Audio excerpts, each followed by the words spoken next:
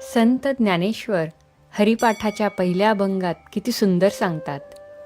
देवाची ये द्वारी उभा क्षण भरी, तेणे मुक्तिचारी साधी येल्या.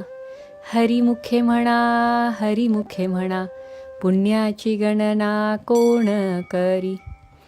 पण देवाची ये द्वारी याचा अर्थ फक्त मंदिर होतो का? याचा अर्थ आहे नम्र मनाने देवाची आठवण.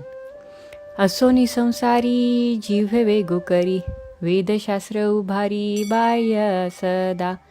ज्ञानदेव म्हणे व्यासाची या खुणा, द्वारकेचा राणा पांडवा घरी. संसारात राहूनही जिभेने सतत हरिनाम घ्यावं, असं संत ज्ञानेश्वर सांगतात.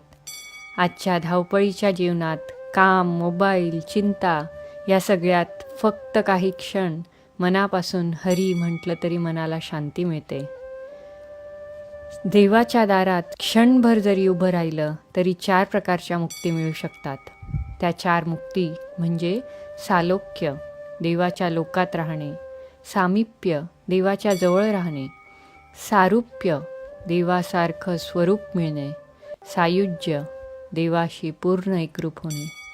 पण संत ज्ञानेश्वर सांगतात, यासाठी कठीण साधना आवश्यक नाही. फक्त मनापासून हरिनाव घ्या. जसं पाणी धूळ स्वच्छ करतं, तसंच हरिनाम मन शुद्ध करतं.